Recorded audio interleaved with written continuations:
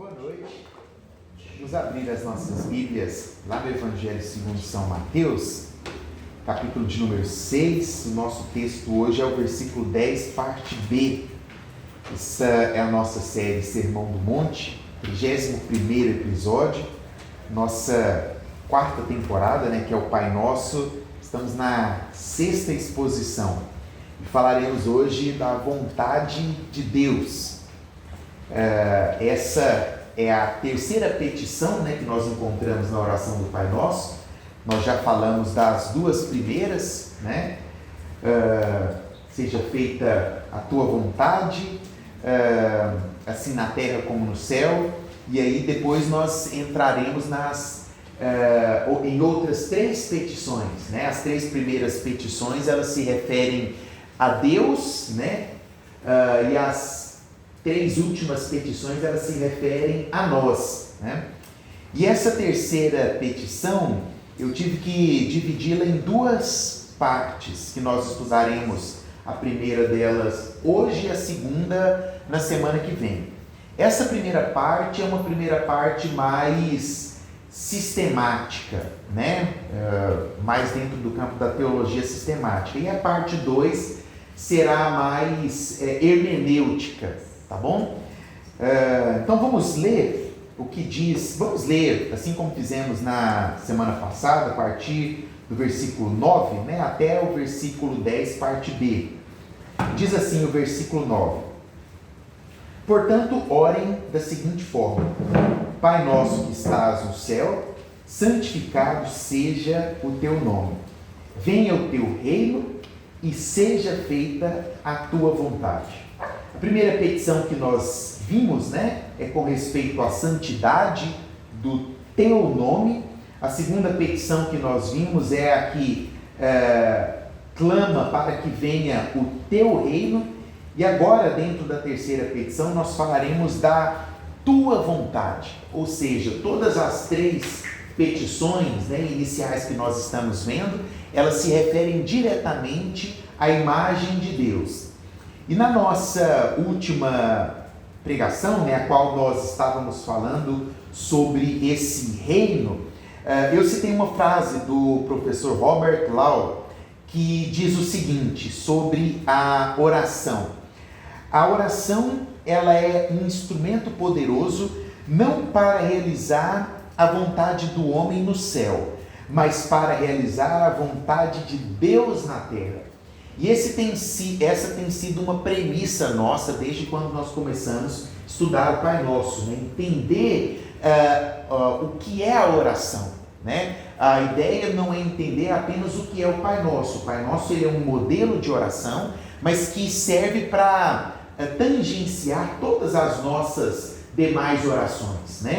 E uma das coisas que nós estamos abordando e comentando desde o início dessa temporada, se trata do Pai Nosso, é que ao orarmos, nós não estamos querendo modificar alguma coisa no plano de Deus. A nossa oração ela não é um mecanismo que vai chegar lá no céu e de repente Deus vai orar e vai falar assim: essa oração aí ficou boa, vou mudar meus planos, vou fazer o que ele está pedindo.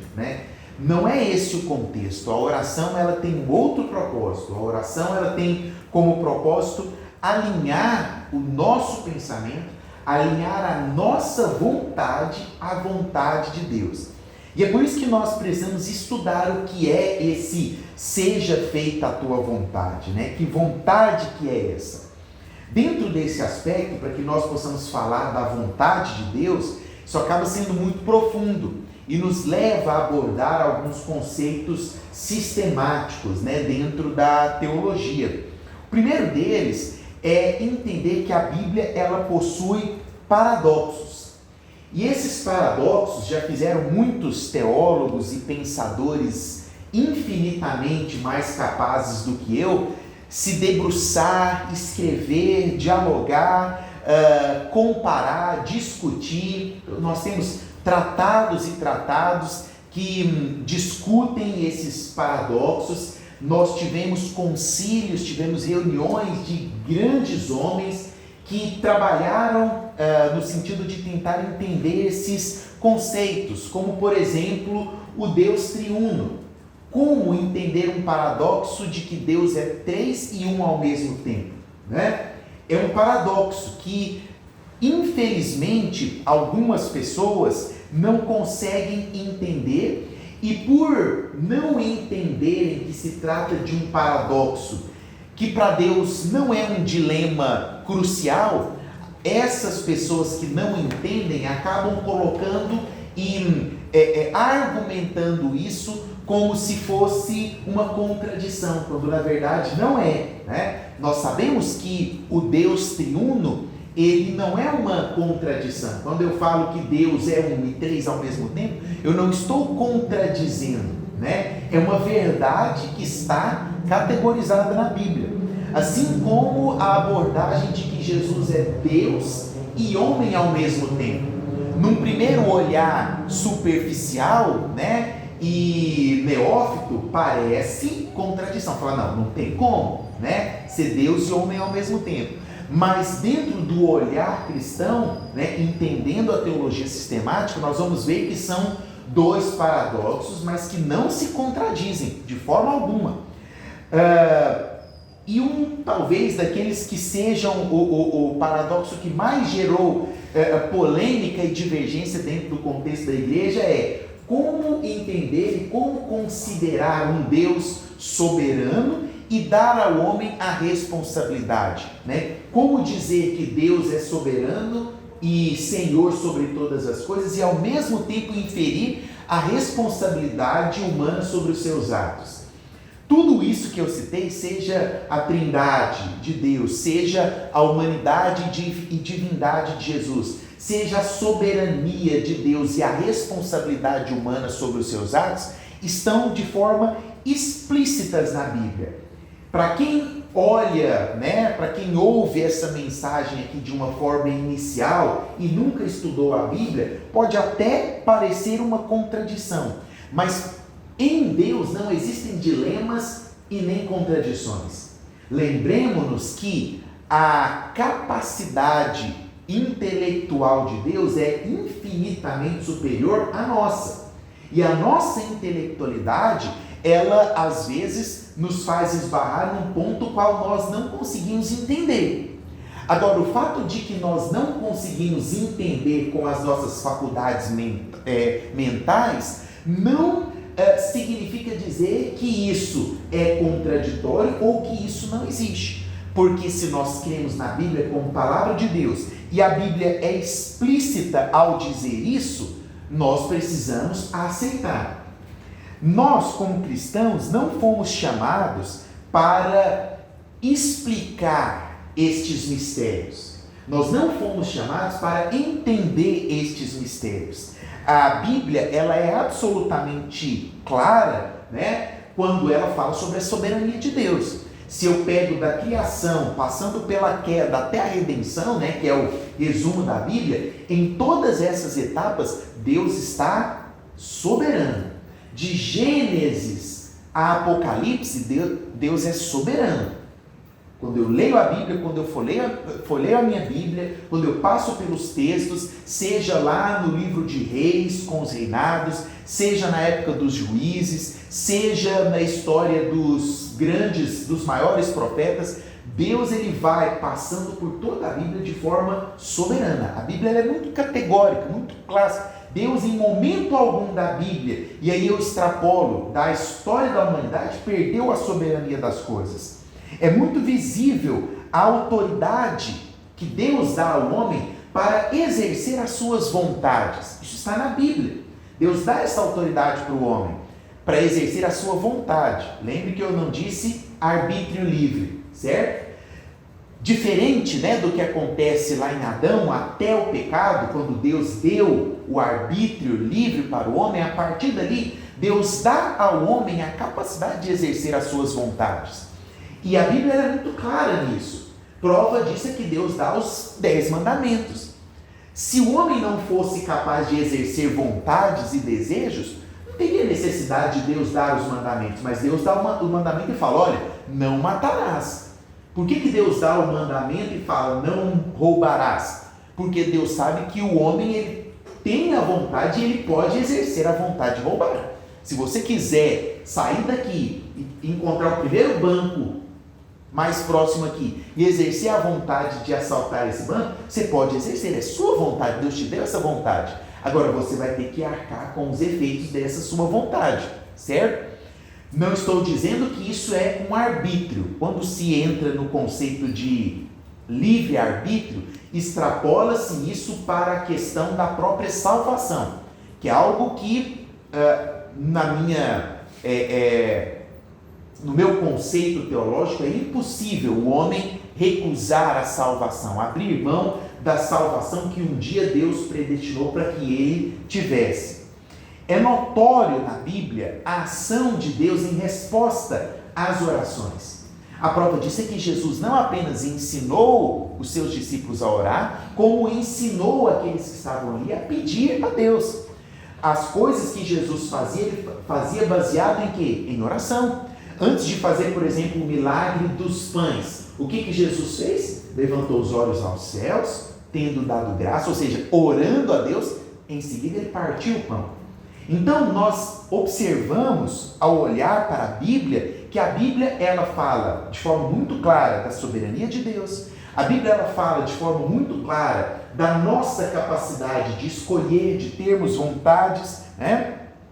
E a Bíblia ela é muito notória quanto à importância da oração e a ação de Deus em cima destas orações que nós fazemos.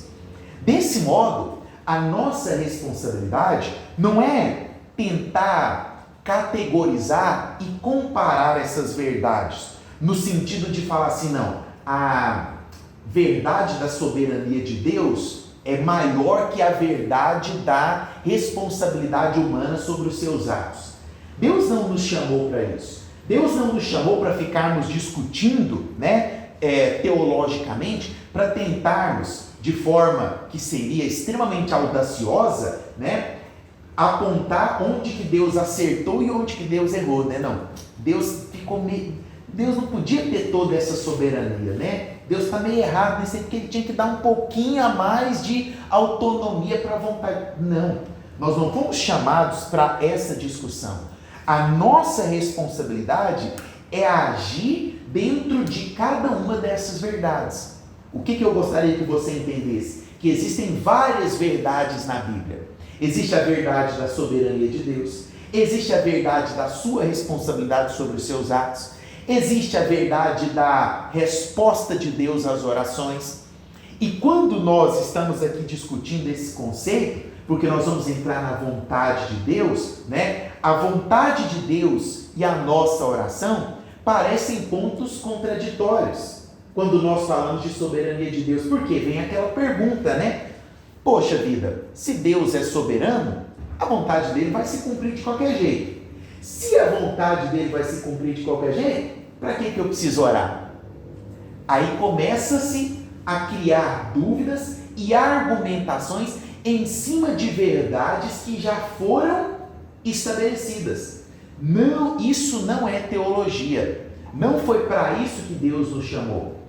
Dentro do aspecto da teologia sistemática, nós precisamos entender algumas coisas, como por exemplo, a existência do mal, a pergunta, esses dias mesmo fizeram essa pergunta, uma pessoa nova dentro do discipulado, e eu falei, olha, acessa lá a nossa playlist no YouTube, que você vai encontrar uma mensagem assim sobre o problema do mal, A pergunta que a pessoa me fez é, se Deus é bom, por que o mal existe? É a pergunta que todo filósofo, coloca dentro de sala de aula para o aluno de filosofia do primeiro semestre. Aí você descobre que o aluno é aluno de segundo semestre quando ele te faz essa pergunta, eu sou ateu, por quê? Porque se Deus é bom, por que o mal existe, Em primeiro lugar, o professor dele ensinou ele errado, porque não é essa a pergunta que se deve fazer, A pergunta que se deve fazer é, Deus é bom, como é então que o mal existe? Essa é a pergunta correta a se fazer, porque nós partimos de uma verdade, a verdade é,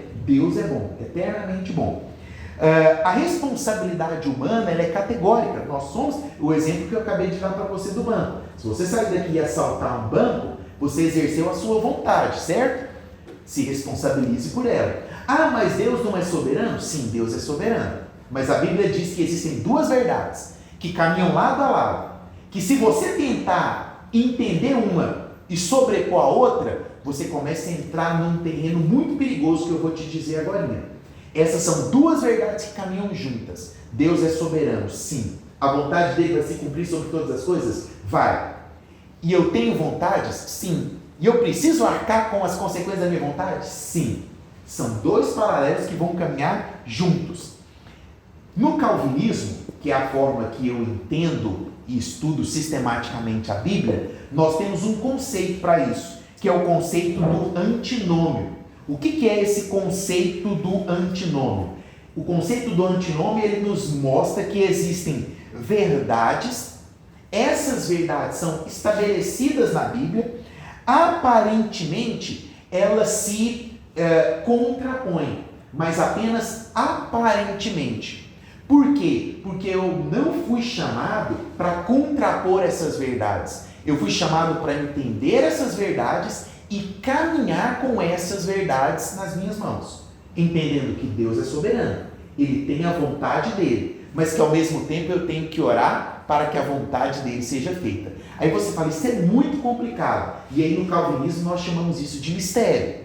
Existem mistérios que estão na Bíblia, né? E aí algumas pessoas quando querem discutir falam, mas os calvinistas chamam de mistério aquilo que eles não conseguem explicar. Errado. Nós chamamos de mistério aquilo que a Bíblia não nos dá base para explicar. Assim como a soberania de Deus é a responsabilidade humana.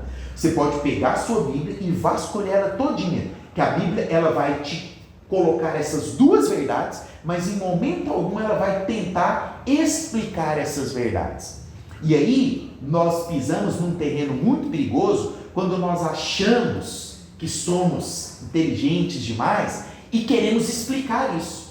Vou explicar como é que essas duas coisas... Vou explicar como é que Jesus era Deus e homem ao mesmo tempo.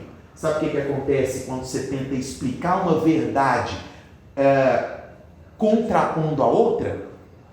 Uma heresia. O gnosticismo surgiu exatamente com isso. Quando alguns se reuniram e falaram, não, vamos categorizar aqui para a gente conseguir colocar o Jesus humano no seu lugar e o Jesus Deus no seu lugar. E ao tentar fazer essa explicação, o que eles fizeram? Tiraram a divindade de Jesus. Surge aí o gnosticismo. Os pelagianos, na tentativa de tentar dar uma explicação do porquê que o mal existe sendo Deus bom, partindo para o princípio da responsabilidade humana. Deram base, por exemplo, para os arminianos, né? Entrarem com o conceito de que o homem tem autonomia para se abdicar da salvação que Jesus um dia pagou na cruz por ele. Nós beiramos uma linha muito tênue que é a da heresia. E a Bíblia não nos chamou para isso. O próprio apóstolo Paulo, lá em 2 Coríntios, capítulo 10, versículo 15, fala: levo cativo todo pensamento à obediência de Cristo. Se a Bíblia não me dá base para explicar algo, se eu não encontro uma explicação lógica baseada na Bíblia, o que eu tenho que fazer? Levar o meu pensamento cativo a Deus e obedecer. Ou seja, Deus é soberano, sim, eu obedeço. Eu tenho que ter responsabilidade sobre as minhas vontades, é verdade, e assim eu obedeço. Dessa forma, nós vamos fazer uma boa teologia sem beirarmos o perigo da proposta da heresia. Qual que é a conclusão que isso nos dá? Olhando para a vontade de Deus, né? Quando nós oramos para que a vontade de Deus se cumpra, nós estamos caminhando com duas verdades em nossas mãos. Estamos caminhando com a verdade de que Deus ele tem uma vontade, e essa vontade dele vai se cumprir, porque ela é soberana.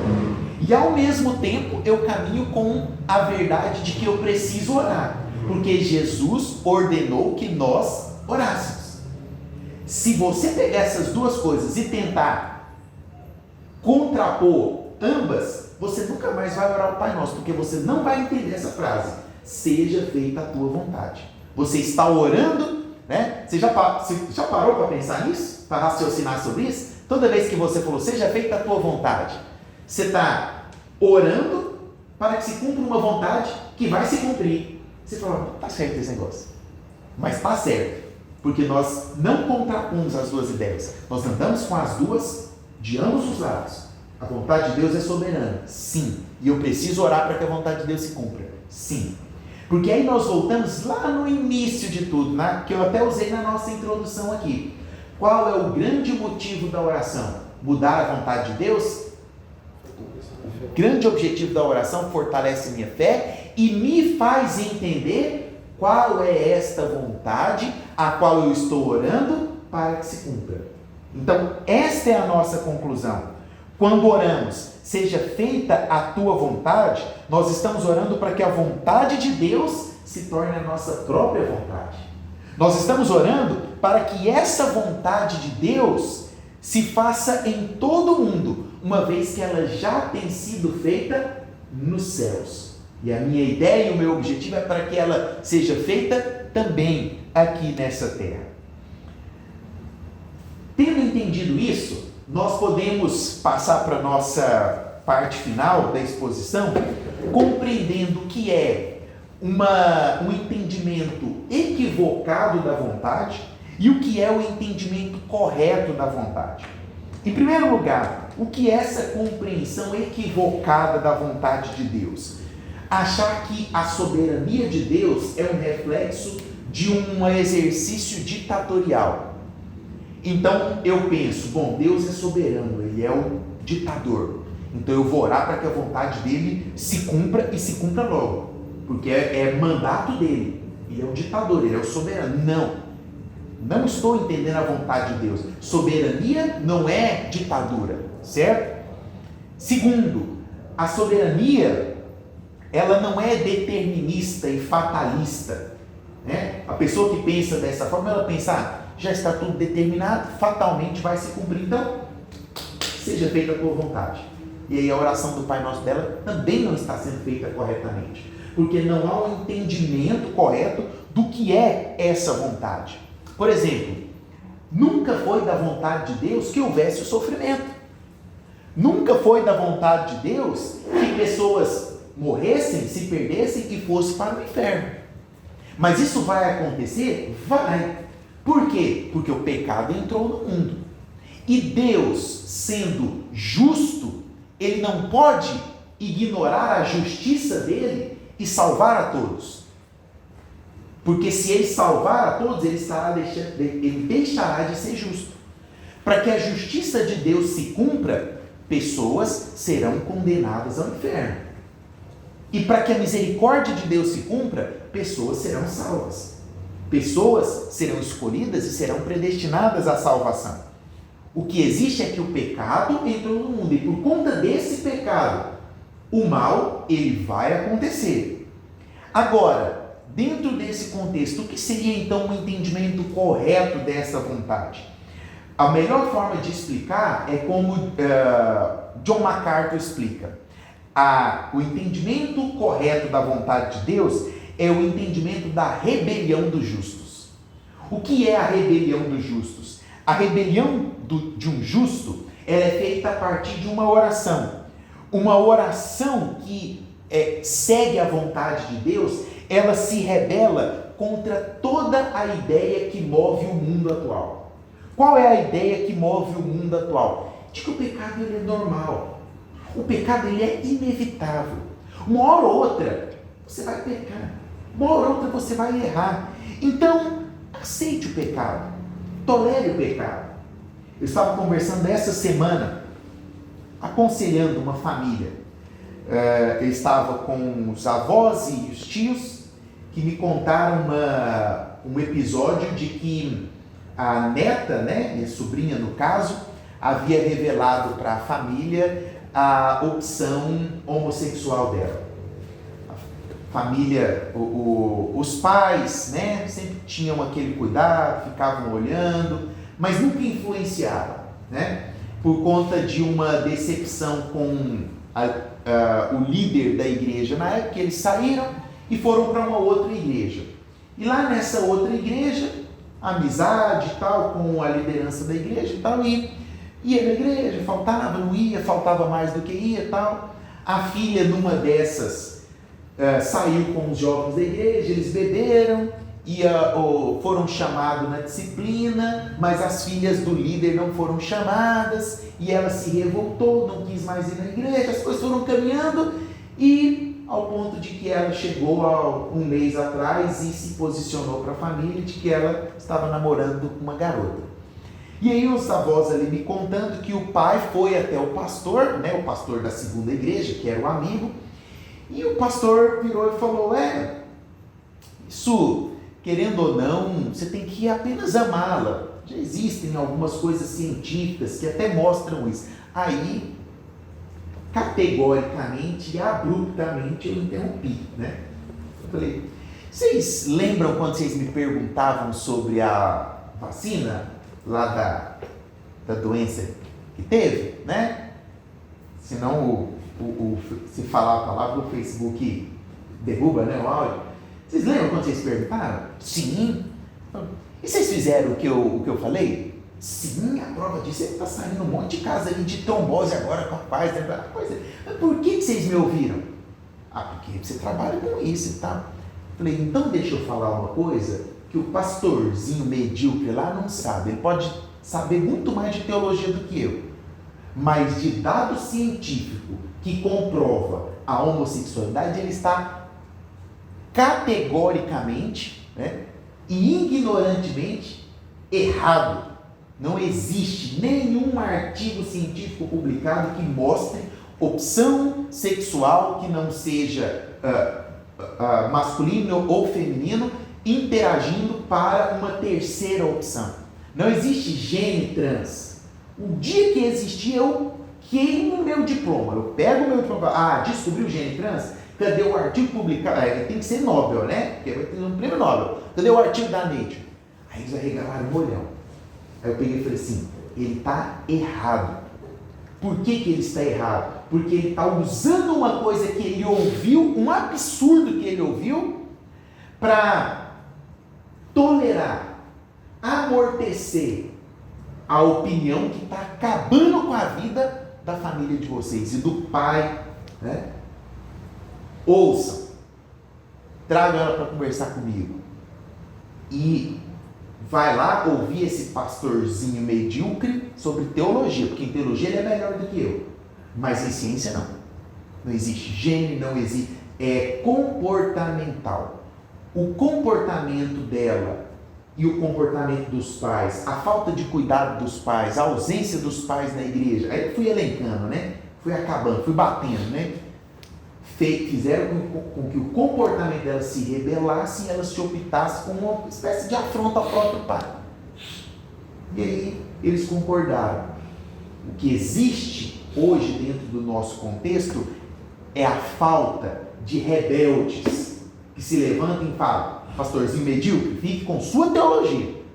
Porque no caso da ciência, deixa ela comigo aqui, né? Fica aí no seu quadrado. Agora estuda mais. Porque você está querendo usar algo que não está dentro do seu contexto para tolerar o pecado.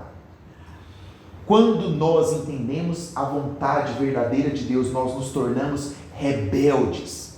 Rebeldes a exemplo de Jesus. Jesus foi um rebelde contra Roma. Era o que os discípulos queriam. Que Jesus se levantasse como rebelde, que fosse tirar, né, o povo de Israel das mãos romanas. Mas Jesus não foi um rebelde contra a causa romana. Jesus foi um rebelde contra a casa de meu pai. Porque quando Jesus entrou dentro da igreja e viu que as coisas e os preceitos bíblicos estavam sendo tolerados de forma errada e a casa do pai dele estava sendo feita covil de ladrões, o que Jesus fez? Se tornou o maior de todos os rebeldes. Chutou, meteu a bicuda, virou as mesas, pegou o chicote e se rebelou contra tudo aquilo de errado que estava acontecendo. Porque ele entendia perfeitamente a vontade do Pai.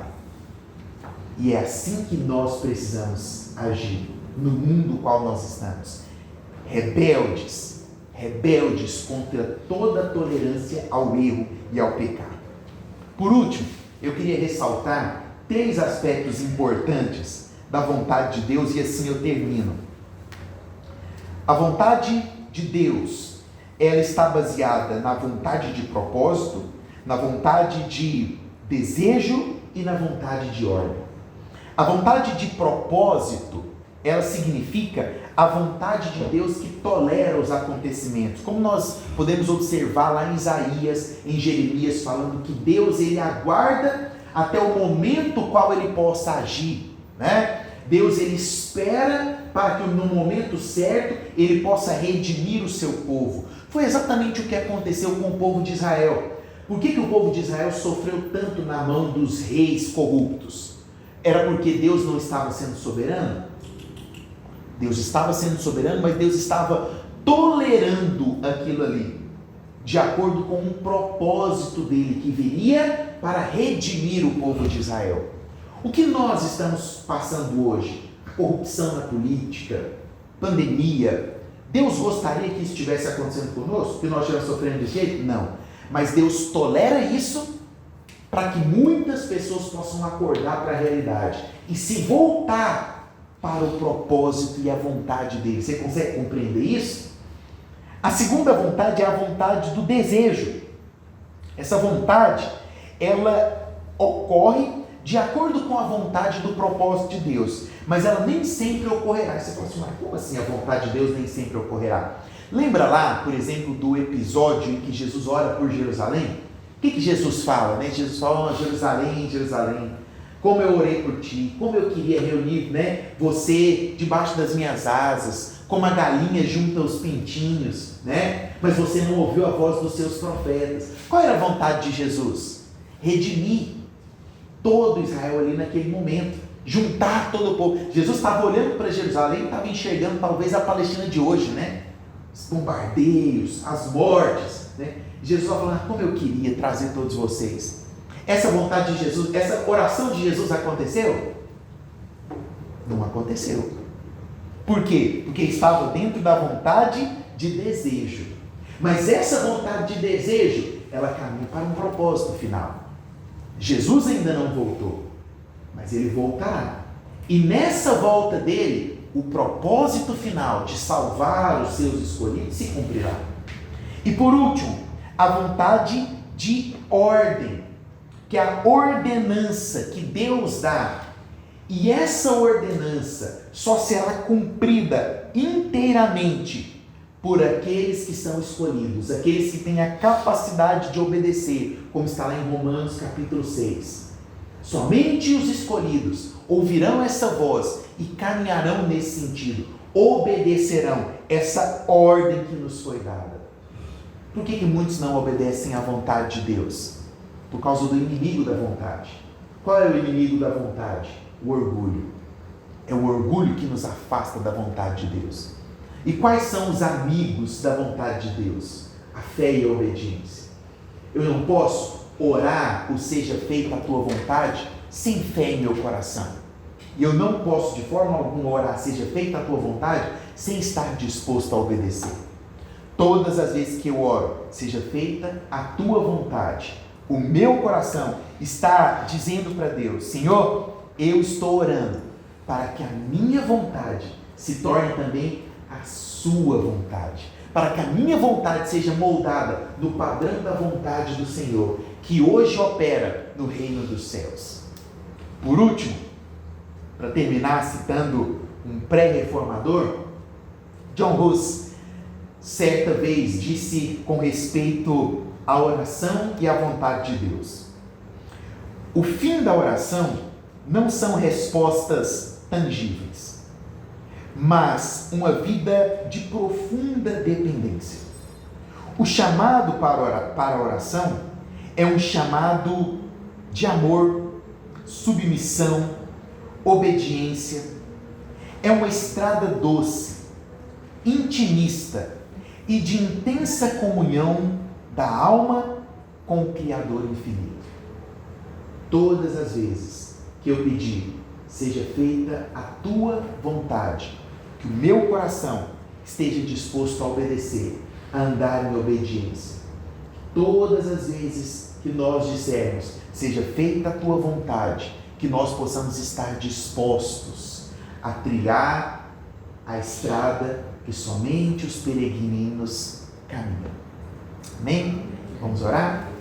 Senhor Deus, soberano Pai, nós oramos nessa noite para que seja feita a Tua vontade, assim na terra como nos céus. E ao orarmos isso de agora em diante, o nosso entendimento é: a nossa oração não tem poder algum, a nossa oração não tem capacidade alguma, a nossa oração ela é pobre, a nossa oração ela é irrelevante, mas de acordo com a verdade bíblica, nós precisamos orar todos os dias.